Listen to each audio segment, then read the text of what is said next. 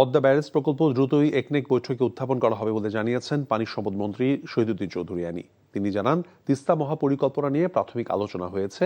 অন্যদিকে শিক্ষামন্ত্রী জানান, নৈতিক অবক্ষয় রোধে স্বেচ্ছাসেবী সংগঠনকে নিয়ে কাজ করবে সরকার। সচিবালয়ে প্রধানমন্ত্রী তারেক রহমানের সঙ্গে আলাদা বৈঠক শেষে তারা এসব কথা বলেন। হাসান মাহমুদের রিপোর্ট। প্রাণ ও প্রকৃতির আধার নদী।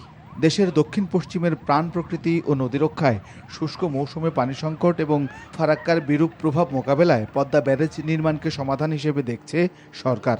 প্রধানমন্ত্রী তারেক রহমানের সাথে সচিবালয়ে পানি সম্পদ ব্যবস্থা বিষয়ক এক সভায় এ নিয়ে আলোচনা করেন সংশ্লিষ্ট মন্ত্রী ও কর্মকর্তারা। সভা শেষে পানি সম্পদ মন্ত্রী জানান, পদ্মা ব্যারেজ প্রকল্পের বিষয়ে শিগগিরই সিদ্ধান্ত নেবে সরকার। উত্থাপিত হবে একনেকে। পদ্মা ব্যারেজ, সেটার স্টাডি রিপোর্ট, কারিগরি দিক সমীক্ষা প্রায় সম্পূর্ণ। একনেকে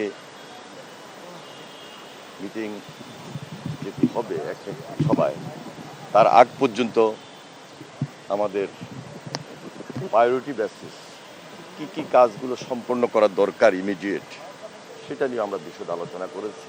শিক্ষা ব্যবস্থা ও সহশিক্ষা কার্যক্রম নিয়ে প্রধানমন্ত্রীর সাথে বৈঠক শেষে শিক্ষামন্ত্রী জানান, সামাজিক মূল্যবোধ ফেরাতে বিএনসিসি, গার্লস গাইডের মতো সংগঠনকে নিয়ে কাজ করবে সরকার।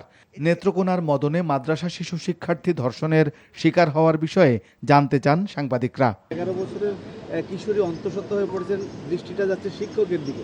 এইটাকে আসলে আপনারা কিভাবে দেখছেন? এই তো সেটা প্রথমত সেটা অ্যাজ এ হোল আমাদেরকে ভ্যালুস, রিলিজিয়াস ভ্যালুস, সোসাইটির ভ্যালুস, ফ্যামিলি ভ্যালুস, এটাকে আপহোল্ড করার জন্য আজকের মূলত এই পলিসি ডিসকাশন হয়েছে। সেটাই আমরা করছি। প্রধানমন্ত্রীর শিক্ষা বিষয়ক উপদেষ্টা জানান, শিক্ষাদানকে আনন্দদায়ক করতে বিভিন্ন পরিকল্পনা নিচ্ছে সরকার। Hasan Mahmud, NTV news, Dhaka.